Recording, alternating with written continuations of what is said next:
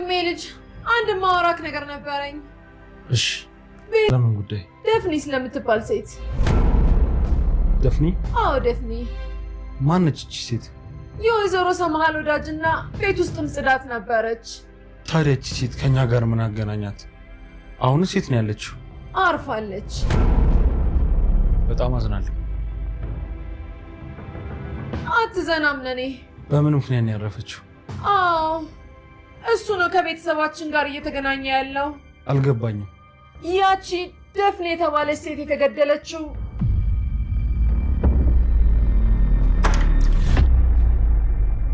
ይቅርታ፣ በጣም አስፈላጊ ነገር ስለሆነ ነው ዘው ብዬ ገባሁት። ሜርሲ፣ ወደ እኔ ክፍል መምጣት ትችያለሽ?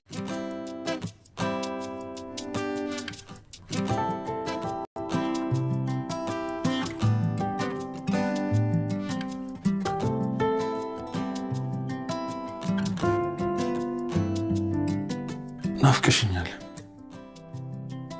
እኔም እኮ ናፍቀኸኛል። እንዳንቺ ፊቴም ውስጤም ከሚጠቁር ይሻላል ብዬ ነው።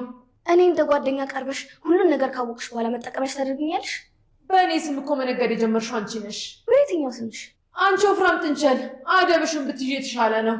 ቆይ ላምነን ተናግረሽ ምን ልትፈጥሪ ነው? እናቱን አንቺ እንደገደልሽ እንዲያውቅ ፈልጌ ነው። ያኔ አንቺንም እንዳላጠፋሽ ፍሪ። እያስፈራራሽኝ ነው። ነገሮች እየተገለባበጡ ሚስጥሩ እየወጣ ሀቁ እየፈነዳ አሁን ጎራ እየለየ መጥቷል። ወይዘሮ ሜርሲን የደፍኒንን ጉዳይ ለአምናን በግልጽ ልነግረው የፈለገችው በእርግጥ ቤት ውስጥ የሚያሰጓትን እነ ሲፈንን ጠራርጋ ለማስወጣት ነው ወይስ አሁን ደግሞ አዲስ የድርጅቱ ሰራተኛ ጋር ድብቅ ሚስጥር አውቃለች? ማንም ያላወቀውን አደገኛ ወጥመድ ደርሳበታለች። እሱም እሷ ለምታቋምጥበት የአቶ አምናን ንብረት ጥርግርግ አድርጋ የመውሰድ ሲስተሙ እየተቀላቀለች ይመስላል። ሰላም ሰላም፣ የተከበራችሁና የተወደዳችሁ ውድ ቤተሰቦቼ ሰላማችሁ ይብዛልኝ። ተወዳጁ ድር እጅግ የሚገርምና የሚደንቅ ነገር ተፈጥሯል። በዛሬው ምዕራፍ አዳዲስ ነገሮች እየተፈጠረ ነው። የአምናን አያት የጄሪን ራስ ወዳድነትና ብልሃት ብልጠት በደንብ እየተረዳች ነው። ሜቢ ከጊዜ በኋላ ይች ልጅ የወንድሜ ልጅም ሜቢ ገንዘቡን ብላ ነው እንጂ አፍቅረው አይደለም። ሜቢ ያለውን ካጣ ዞር ብላ ማታየውም። ለክስረቱም፣ ለደህንነቱም፣ ለሳቁም፣ ለደስታውም ምንጩ እሷ ልትሆን ትችላለች።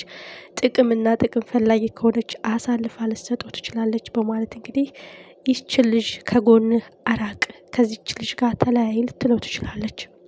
የሚገርመው አንድ እርምጃ ሳትራመድ ስለ ቤቱ ምን አሰብሽ ማለቷ ምን ያህል የጥቅም ሰው እንደሆነች ታደርታለች። በሌላ በኩል የሜርሲና የሲፈን ፍጥጫ ነው። ሜርሲ ለአቶ አምናን ስለ ቤትህ ስለሚካሄደው ድራማ፣ ቤት ውስጥ ስለሚካሄደው ወንጀል አንተ አይንን ሳትገልጥ ስለሚካሄደው አደገኛ ስራ ማወቅ አለብህ።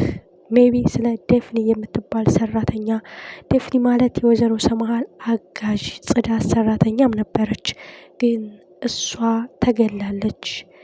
ግድያው ግን ከኛ ቤተሰብ ጋር ይገናኛል።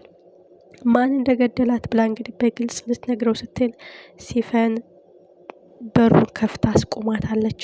በእርግጥ አቶ አምናን አሁንም አይኑን እየገለጠ አይደለም። እልቅ በዙሪያው ያሉ ሰዎች እሱን ሊያጠቁ የሚፈልጉ ሰዎች ስለ እሱ ድርጅት ኪሳራ፣ ስለ ህይወቱ፣ ስለ ሁሉም ነገር እያወቁ መሻገሪያ ድልድይ እያደረጉት ነው። እሱ ግን አይኑን መግለጽ አልቻለም።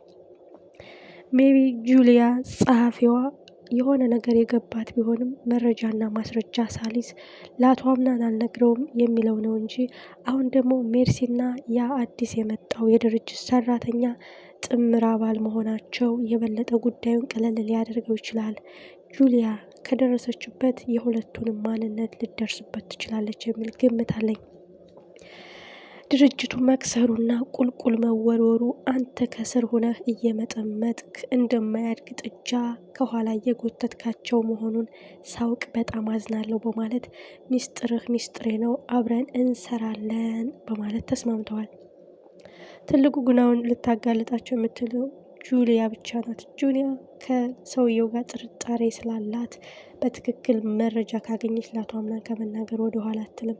አምናን እያጠቁት እየጎዱት እየቀበሩት ያሉት የቅርብ ሰዎቹ ናቸው። አያትየዋ ሜቢ ከሚስት ጀምሮ ዓይንህን ግለጥ፣ ሚስትህንም ተመልከት፣ የጥቅምና የጥቅም ጉዳይ ነው። አንተን የምትወድህና ገንዘብ የማትፈልግ ብትሆን እኔ ላጠመድኩላት ወጥመድ ላዘጋጅሁላት ፈተና አይሆንም። ለሰው ክፉ ማድረግ አልችልም።